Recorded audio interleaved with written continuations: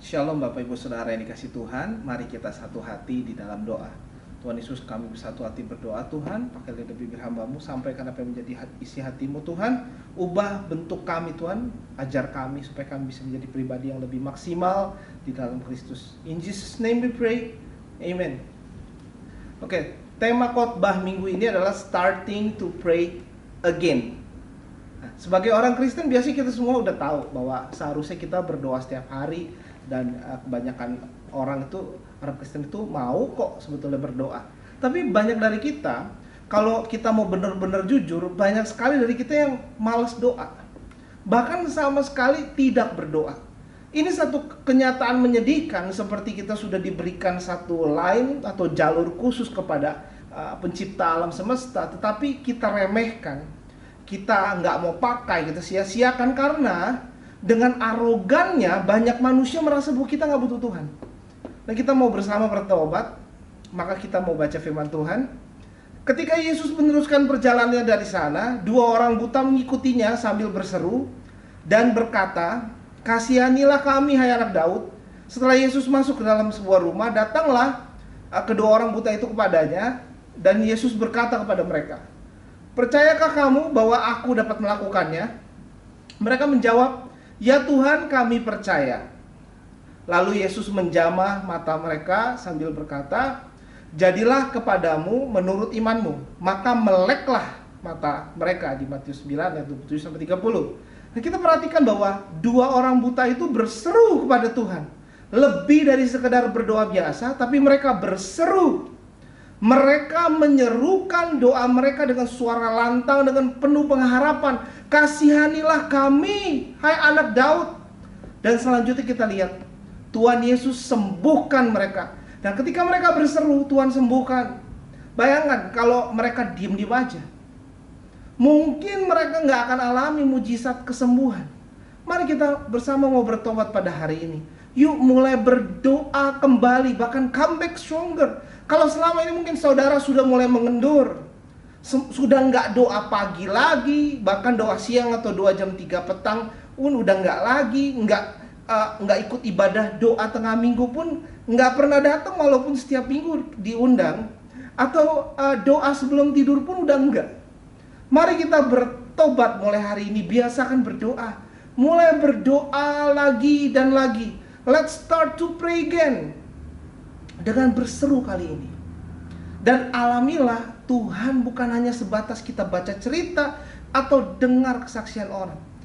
Matius 9:7, ketika Yesus meneruskan perjalanannya dari sana, dua orang buta mengikutinya sambil berseru-seru dan berkata, "Kasihanilah kami, hai anak Daud." Kita belajar bahwa mereka mengikuti Tuhan walau dalam kondisi buta. Berapa banyak dari kita, ketika kita berjalan dalam ketidakpastian, kita malah meninggalkan Tuhan. Tapi dua orang buta ini nggak melihat, di depan mata mereka kegelapan, penuh dengan ketidakpastian, tetapi mereka tetap menaruh pengharapan dan tetap berseru-seru kepada Tuhan. Mereka nggak bimbang, nggak ragu, mereka tetap usaha mengikuti Tuhan dengan segenap tenaga, walau belum tentu mereka dapat kesembuhan. Walau keadaan mereka masih dalam kebutaan, masih dalam satu kegelapan, dalam satu ketidakpastian, kita mesti belajar bahwa walaupun kita seakan gak melihat mujizat terjadi sekarang, ketika kita mengikuti Tuhan Yesus, kita harus tetap ikut Tuhan.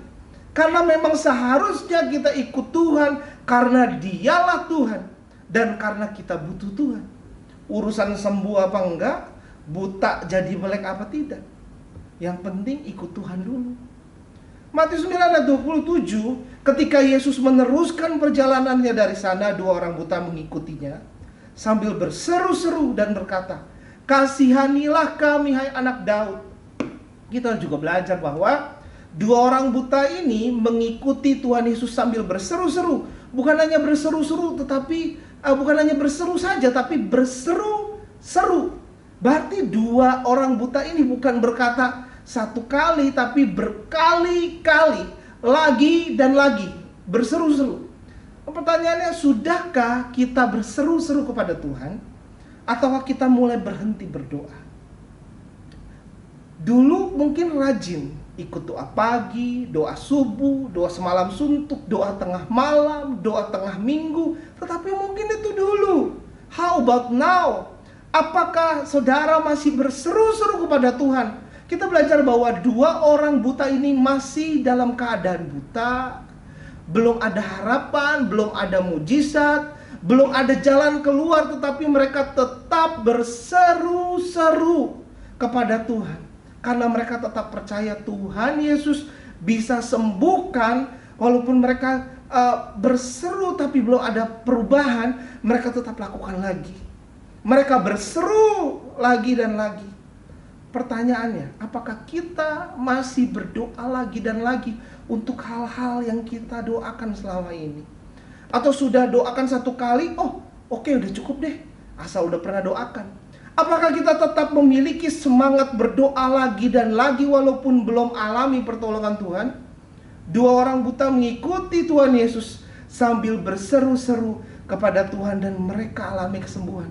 Apakah kita mau alami pertolongan Tuhan? Apakah kita masih berdoa lagi dan lagi tanpa jemu-jemu? Kata berseru dalam bahasa aslinya kratzo, yang artinya to cry out, to cry aloud, speak with a loud voice, menangis dengan suara keras. Apakah kita kalau berdoa itu sampai sebegitunya? Menangis dengan suara keras. Dua orang buta yang menangis berteriak dengan suara keras itu menunjukkan satu kesungguhan mereka. Yakin bahwa kalau sampai teriak mereka itu didengar, maka hidup mereka akan berubah.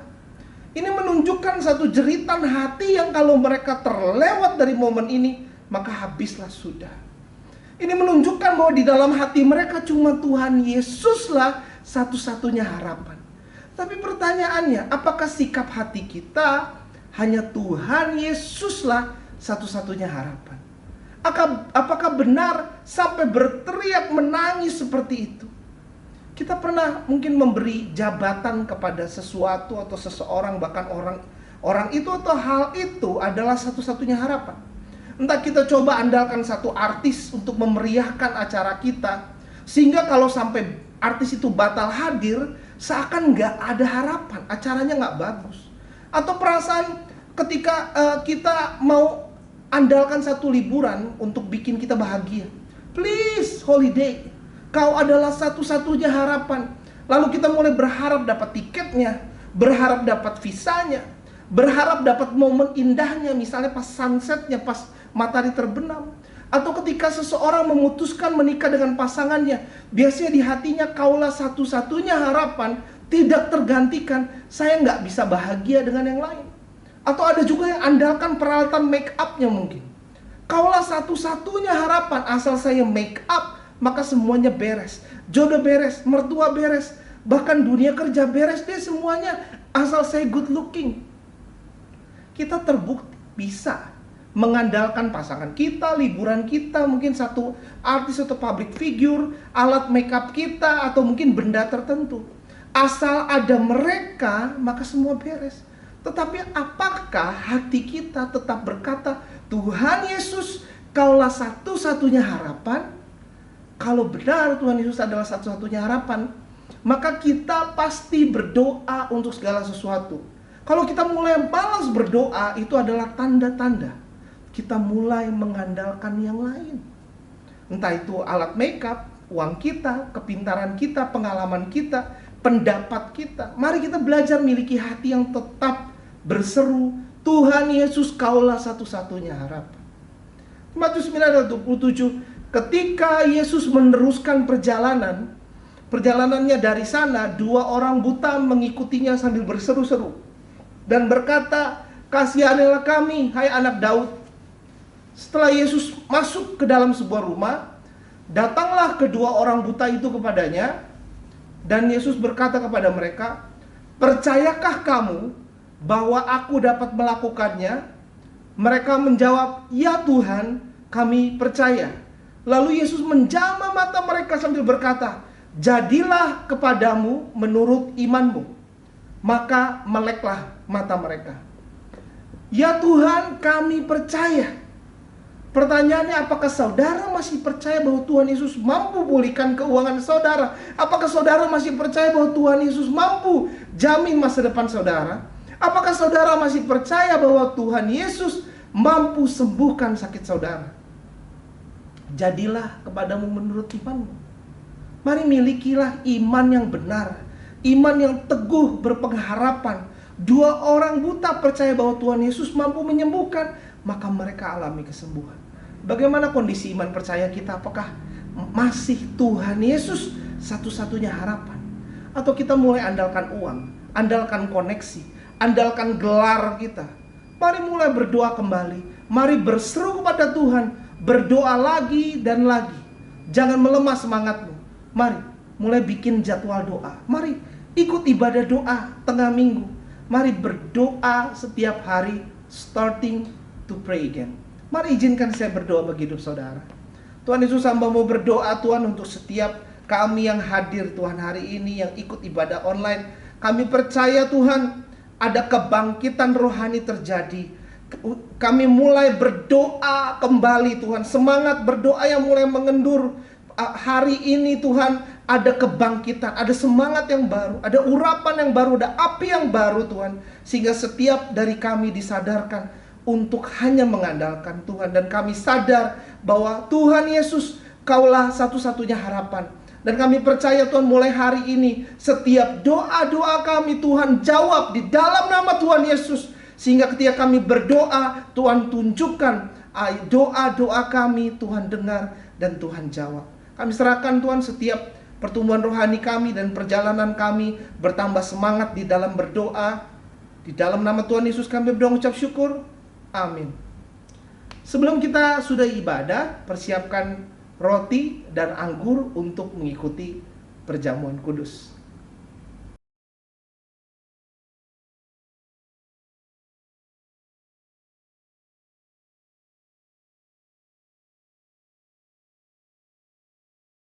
Mari kita siapkan diri kita, mari kita berdoa.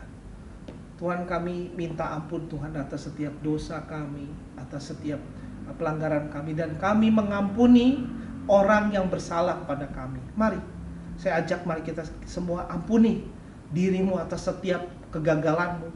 Mari lepaskan pengampunan atas ayah ibumu, atas menantumu, mertuamu, atas anakmu, adikmu, kakakmu, temanmu, atau saudara-saudaramu. Ampunilah mereka, karena kita terlebih dahulu diampuni. In Jesus' name we pray. Amen. Mari kita angkat tinggi roti di tangan kanan kita.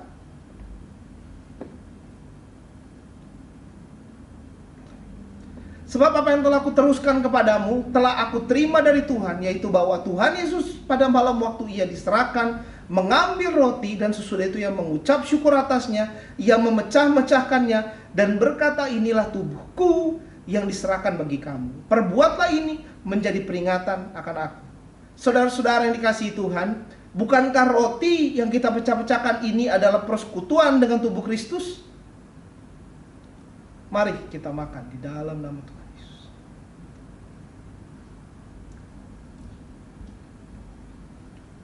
Mari kita angkat anggur, tangan kanan kita tinggi.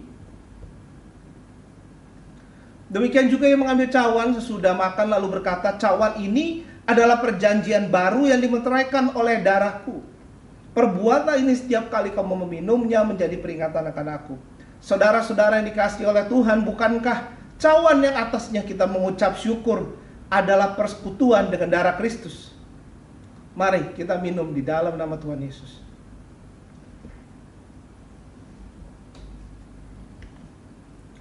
Ucapkan syukur kita. Thank you Jesus. Yes, thank you. Thank you for the cross. Thank you for your forgiveness, Lord.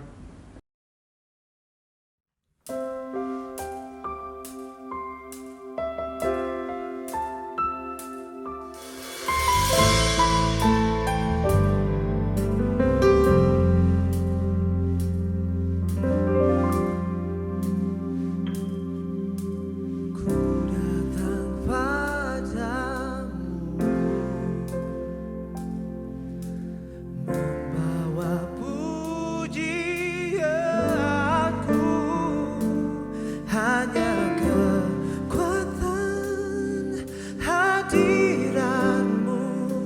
sanggup menjaga hatiku,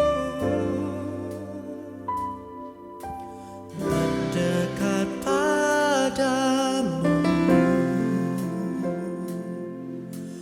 Ku mau sentuh hatimu, biar ku melihat kemuliaan yang kau sediakan bagiku.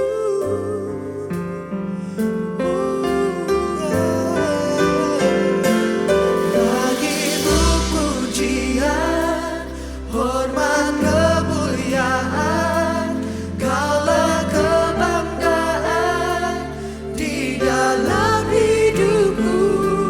Janjimu bersinar, buktikan kau besar. Tiada yang sepertimu, Yesus Tuhanku.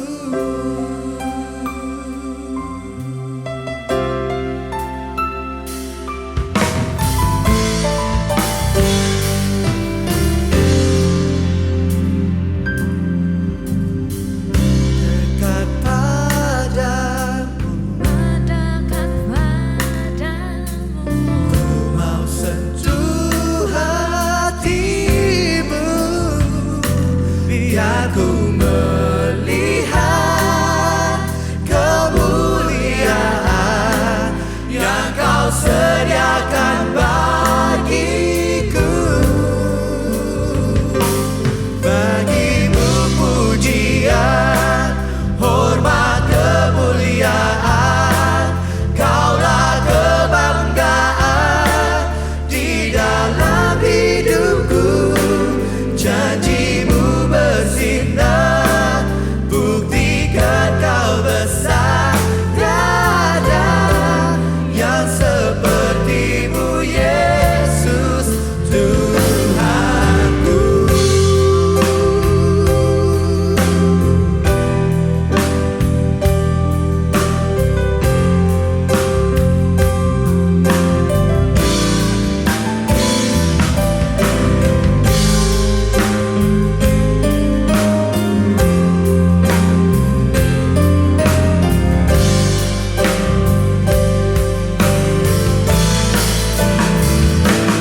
Bagimu pujian, hormat, kemuliaan, kaulah kebanggaan di dalam hidupku.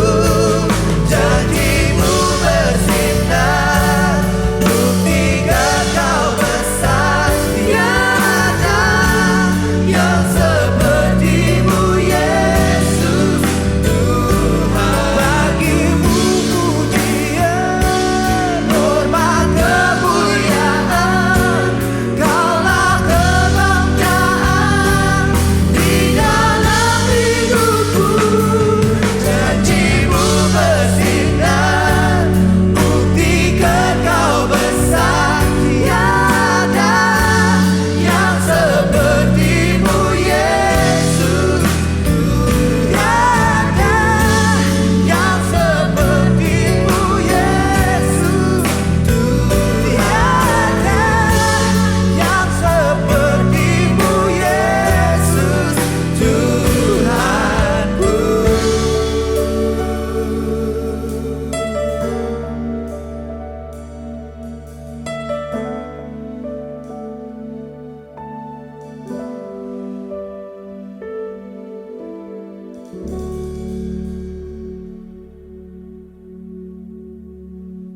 Tuhan Yesus memberkati dan see you next week.